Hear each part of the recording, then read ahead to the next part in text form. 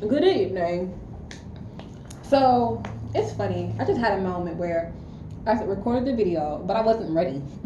The AC was running. My background wasn't how I wanted it to be.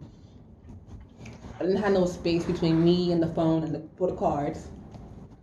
And I just had to stop because I'm like, girl, slow down. You skipping steps. You over here wasting a 1 minute turning off shit and fixing shit. You can just get ready and then begin. So, the theme of this reading must be don't get ready, stay ready.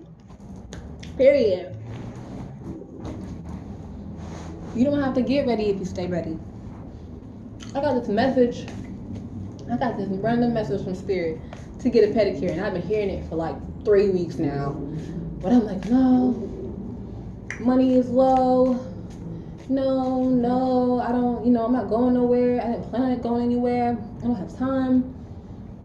Whatever. But it's literally down the street. I could literally turn the corner and be at a nail salon. So I can't make all these excuses. I passed it every day and was just too scared to go in. Just gonna say it. I was too scared to go in. I got anxiety. Sometimes it's just hard for me to walk into new places. It's hard for me to take a different route. It's hard for me to venture off into quiet neighborhoods where I don't see nobody.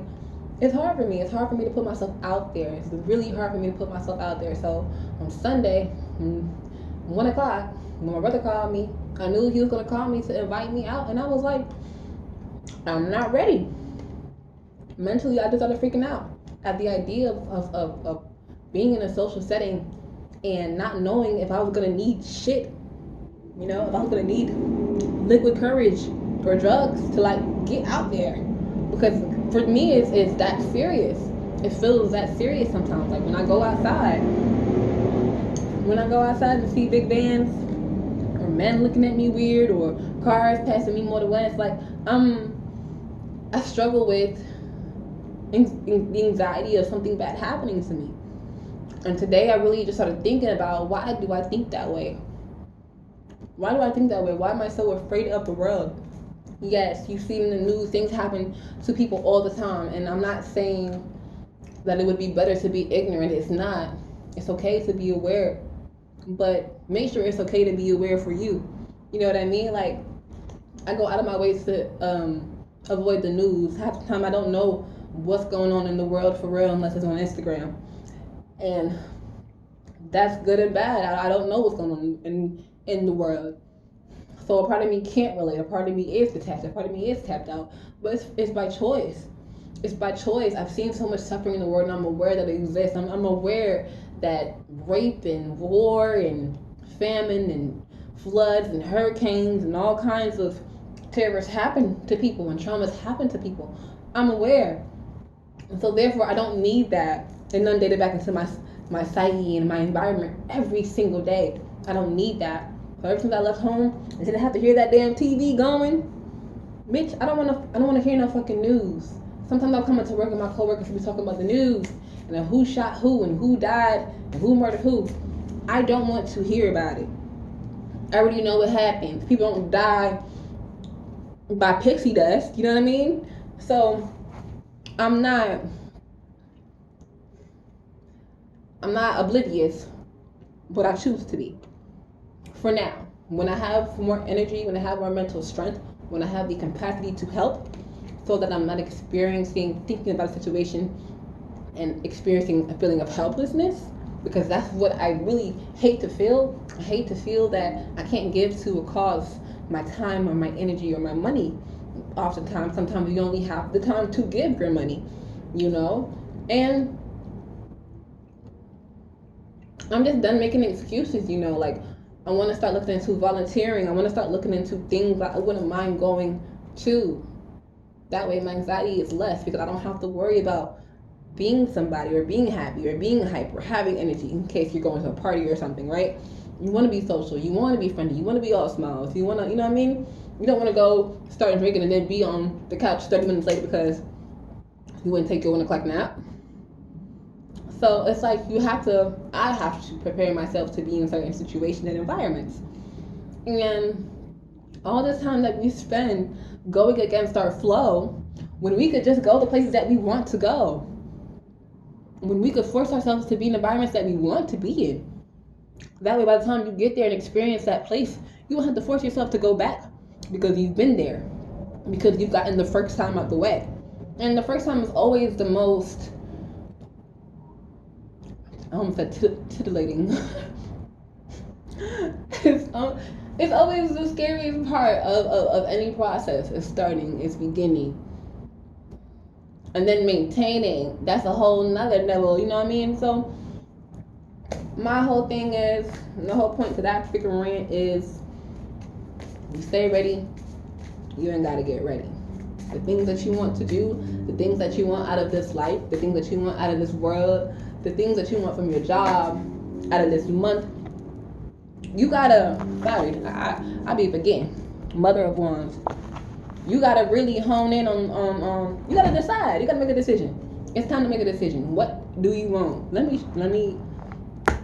so y'all can see it. What do you want from this life? What do you want for your life? Sorry for smacking. I got a little Jolly Rancher in my mouth. What do you want from this life? Why did I say that? I'm eating a cherry Jolly Rancher lollipop and it broke in the packet. It broke in the packet. And I was kind of mad about it because I wanted to suck it off the stick. But it kind of made it easier for me, honestly. I just took it out of the packet and put it in my mouth. So I didn't need no stick to hold it. That would have been, you know what I mean? But random tangents. Mother of Wands. So what does that mean? I think, yeah, I'm going to say I think, because I could say that the cards are saying this and Spirit is saying that. But to be honest with you, it took me a long time to even start to accept that tarot is not the devil. And I watch it.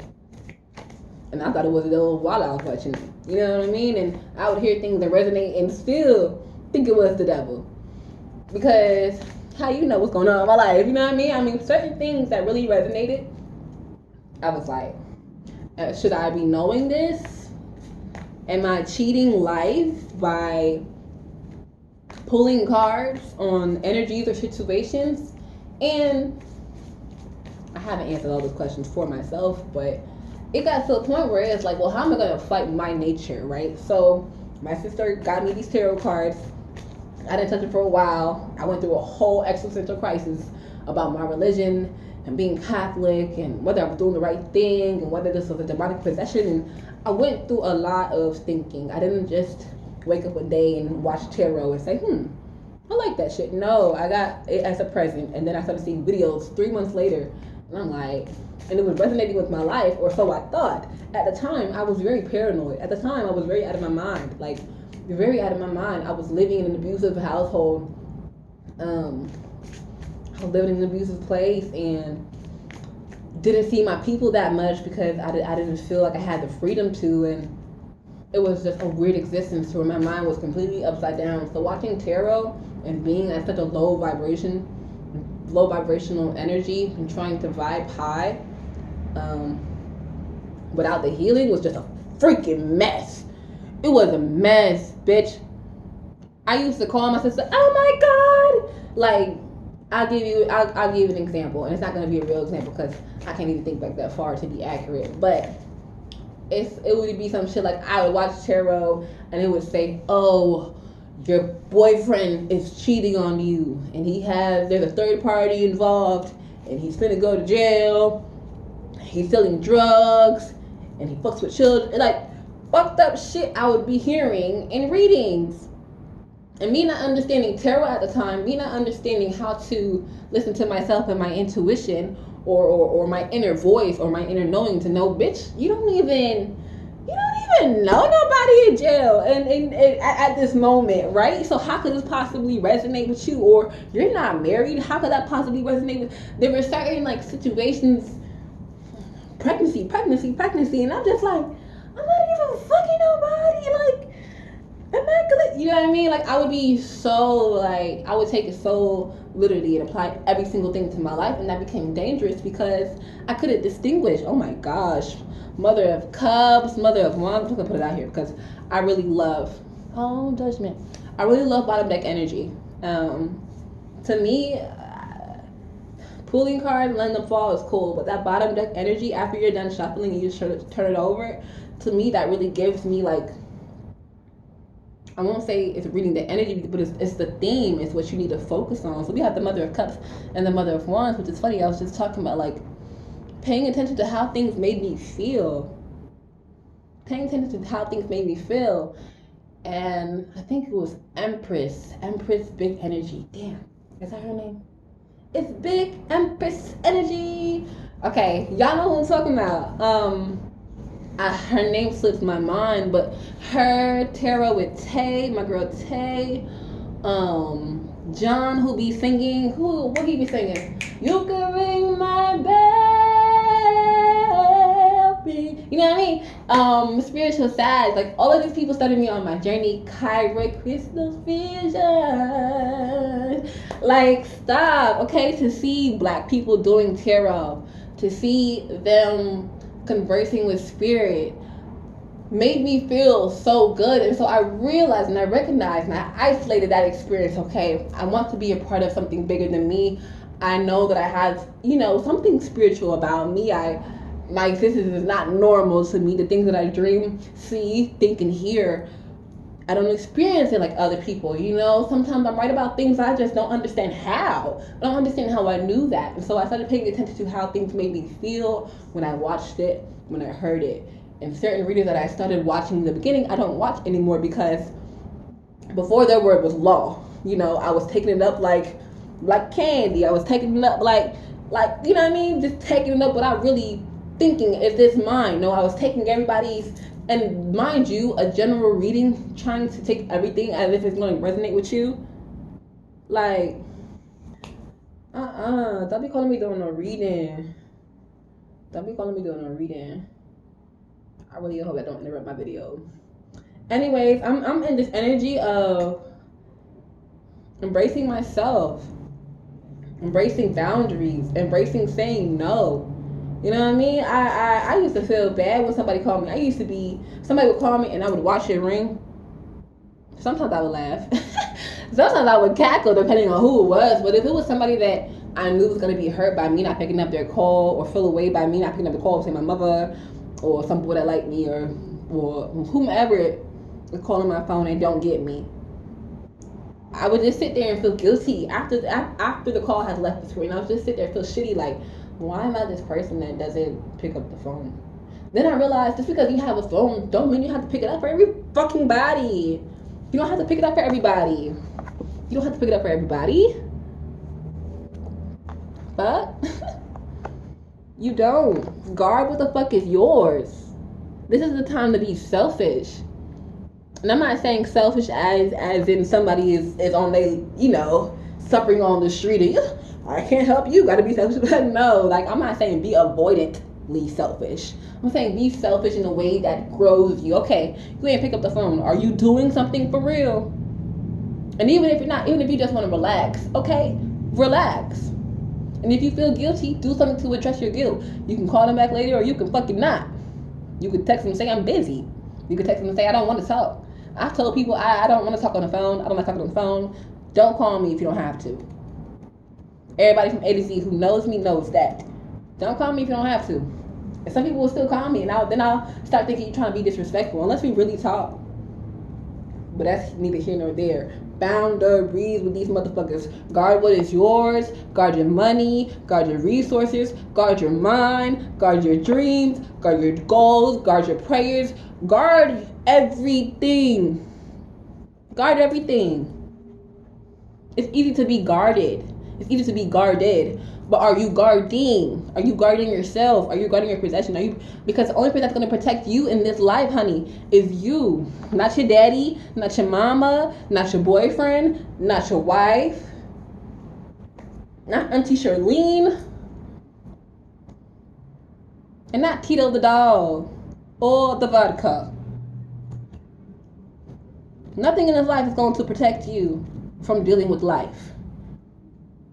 Not weed, not alcohol, not sleep, not money, not nothing. But you. These things can prolong when we deal with things, but it's not going nowhere. The bill's not going nowhere. Okay? That plan that you need to draft for your business is not going to write itself. So start making moves and start planning ways to. Oh, see, the magician of lovers almost fell out. Start coming up with easy plans. Easy plans. Look up on Google how to make an easy ass plan.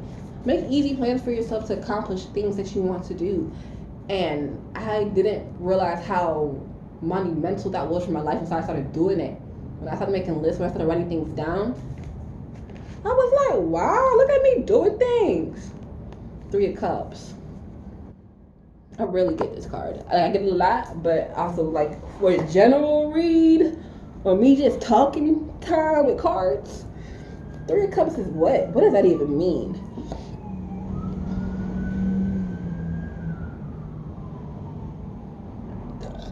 Excuse me. Turn your back on your emotions. That's what it looks like to me. These damn birds don't turn their back on the emotions. There's a cup for each bird out here. You know, I really been wanting to see birds lately. Oh, I just said what I wanted to say. I was trying to say what I said wrong, but I said it correctly on accident. Anyways, you may do something on accident. And I've heard this before from Tay on Tarot with Tay. You may do something on accident that ends up being really fucking great. Like for me, tarot is an accident, okay? You couldn't have never told me 5, 10, 3 months ago that I'd be so into tarot like I am now, and so out of tarot like I am now. In and out of tarot. As in, I'm more adamant about doing tarot for myself before I even watch some readings, or while they talk, I'll be pulling my cards to isolate my energy out of the reading. And it also helps me understand, so, you know, what's going on in the situation through the reader's eye, as opposed to my own. But it's funny because all of these cards are upright for you, and this to me is like reverse. No longer turning your back to your emotions. No longer turning your back to your emotions. And so when you look at this shit reversed, the cups are going to spill out into the birds. I mean, dimensionally, they're not even in the same, like, you know what I mean? The cups are here and the birds are here, minding their business. But the moment that them cups spill over them birds' heads, they can't help but you can't help but face your emotions. So maybe you just had a tower moment or a realization. And I really don't even like to say tower moment because tower moment sounds so damn dramatic. You can have good tower moments. So, and tower don't even sound like a good thing. Okay, Rapunzel was stuck in the tower. So let's call it something else.